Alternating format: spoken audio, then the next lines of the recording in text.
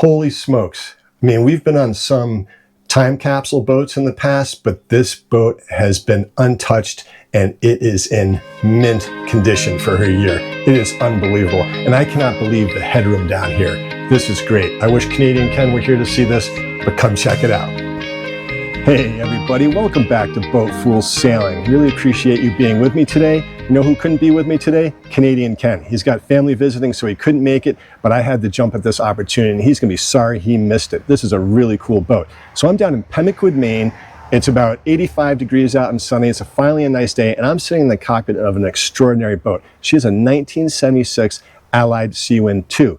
Now, Allied came on the scene in Catskill, New York around 1962 and went out of business like most boat builders in the early 80s. But before they did, they produced some extraordinary boats. The most extraordinary of which was the Allied Seawind I, which was about 30 feet long and is credited as being the first fiberglass sailboat to circumnavigate the globe.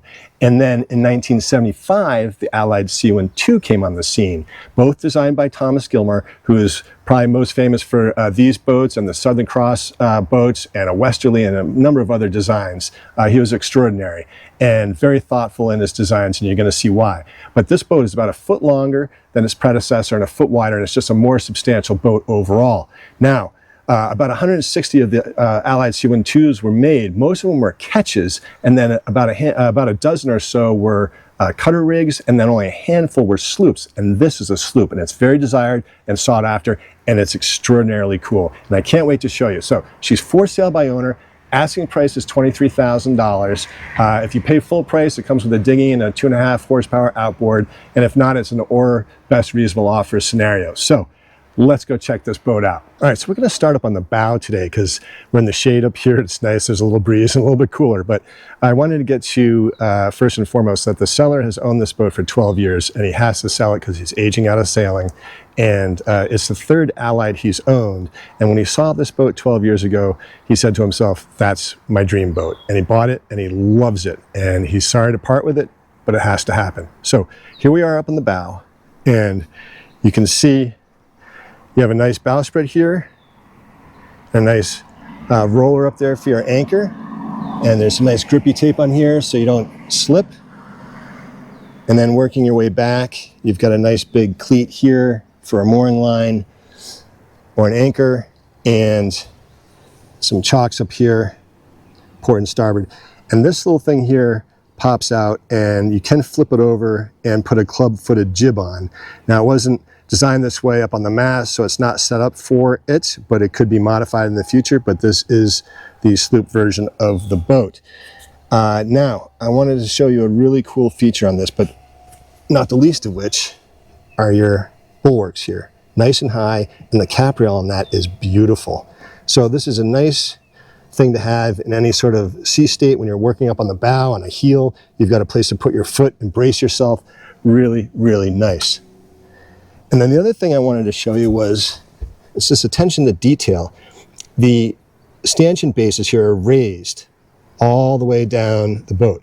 And this keeps water away from these through bolts and keeps water from getting into the core of your boat and leaking down below. A really nice touch. And water can run freely on the outboard side of that. Really nice touch. Love it. So here we are looking aft, and you can see she's in really nice shape. These decks were painted at some point, not by the current owner, and the paint seems to be holding up well and looks to be in really nice shape. You got a nice big forward hatch here. You do have a track here if you wanted to have your jib self-tacking. This boat comes with a Genoa. It's about 120%, and it is deck stepped, and we'll check that out more from down below, but you can see all that is in good shape. And then you've got nice dorades on port and starboard with cowl vents to bring some ventilation down below. And then this little cap here, there is a diesel heater down below, which hasn't been used, but that is available. And just clean decks. All of the bright work is in mint condition. It's all been varnished, all looks perfect. And one of the things that struck me was, I don't see any crazing or any cracking, maybe a spider crack here and there, but really nothing. It's incredible. So I'm gonna go down starboard side, and you can see your chain plates. Those were all recently rebedded. And again, you can see those raised bases on your stanchions.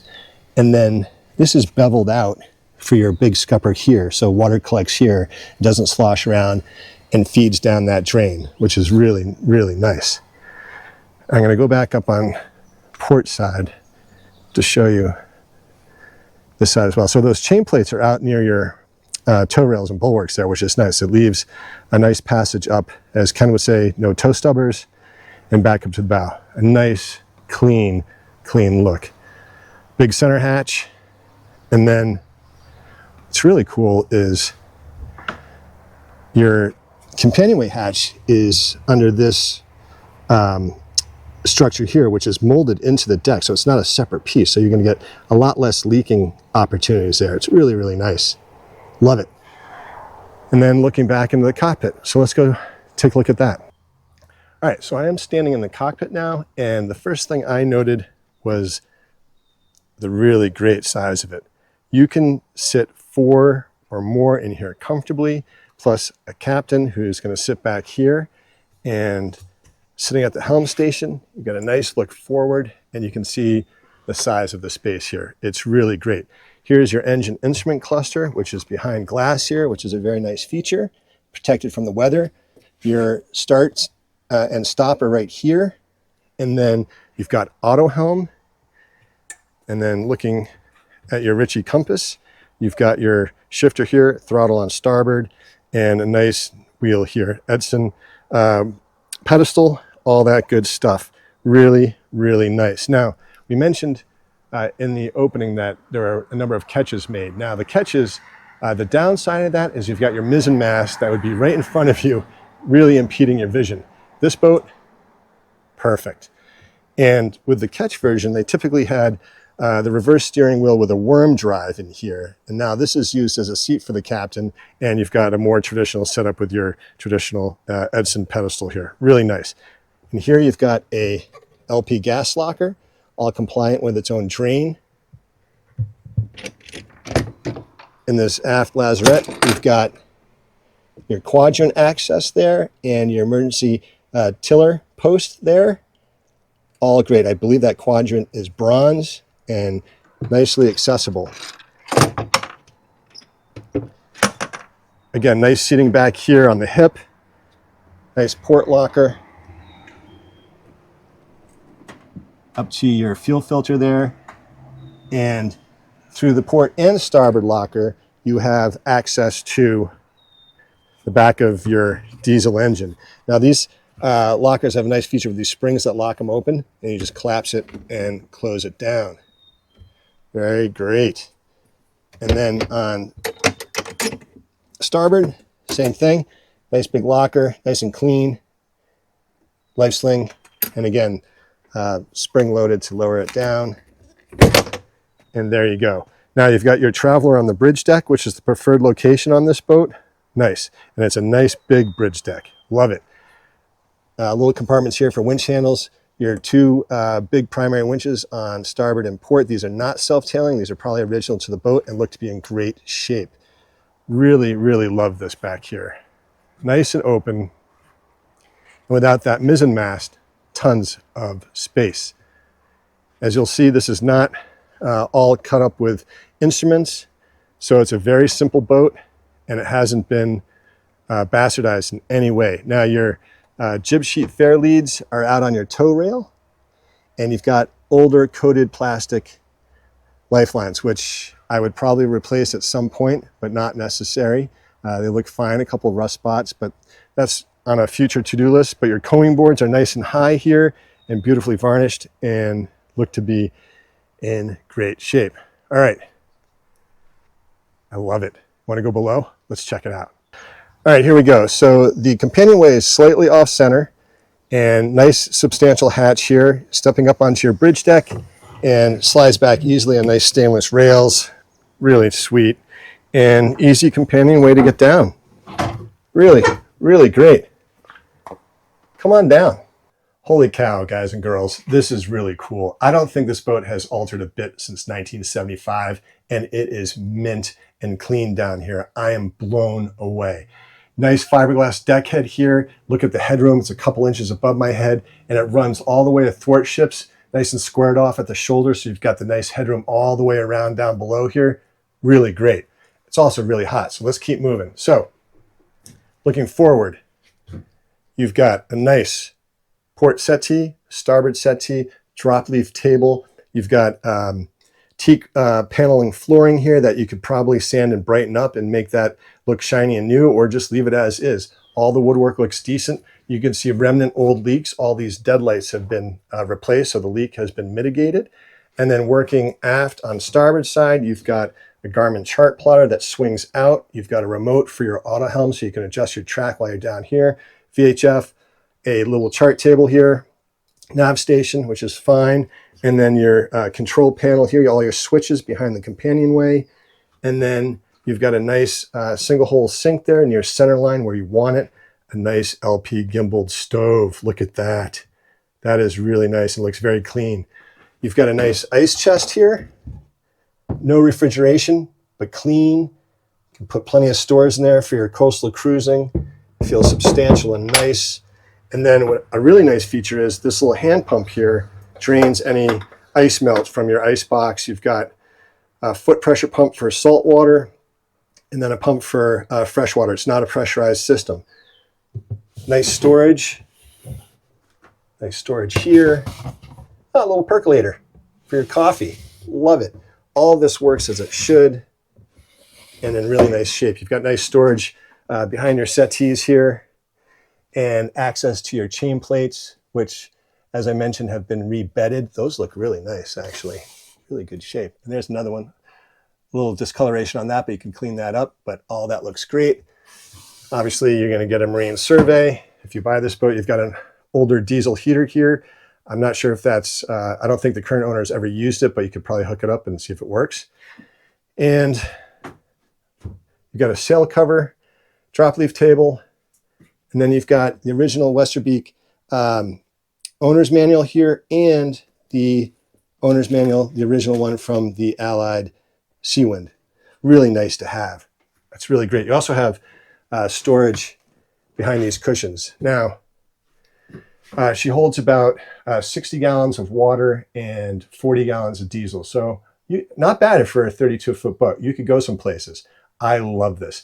No smells down here. Really, really, really mint. So this doesn't have a traditional compression post for that deck step mast. That's all built into the bulkhead around the head. So let's go take a look at that. All right, here we go. So we're going to crack into the head here.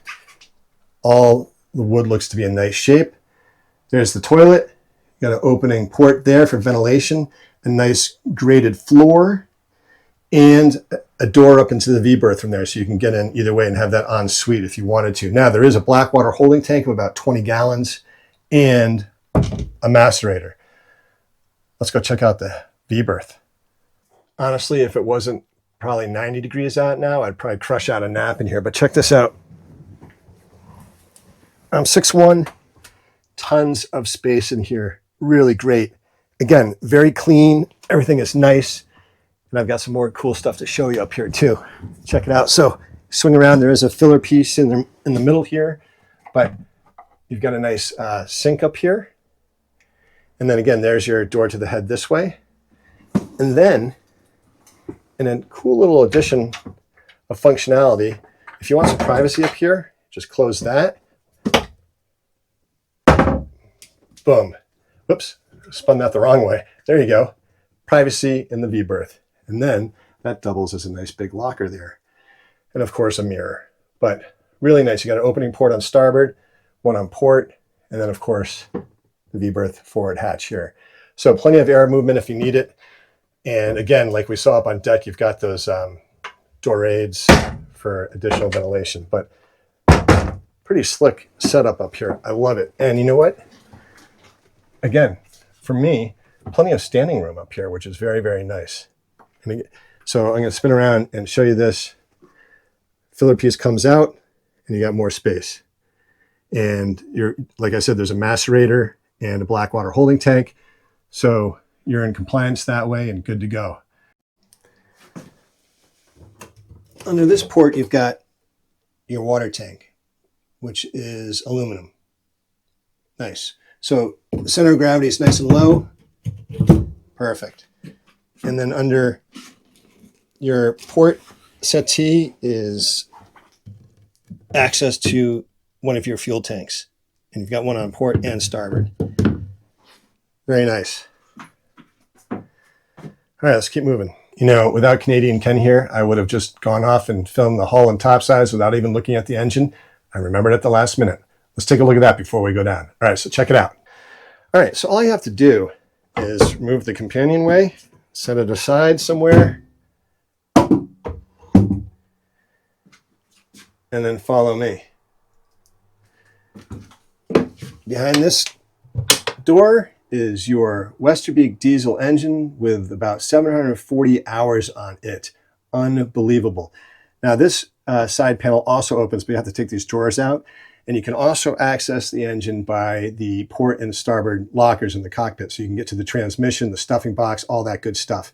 And apparently this Westerbeek is in great running order. Again, about 740 hours on it. And you've got an oil drip pan down below, which is great. But overall, you have great access to this through those lockers and to the front of the engine through these two doors here.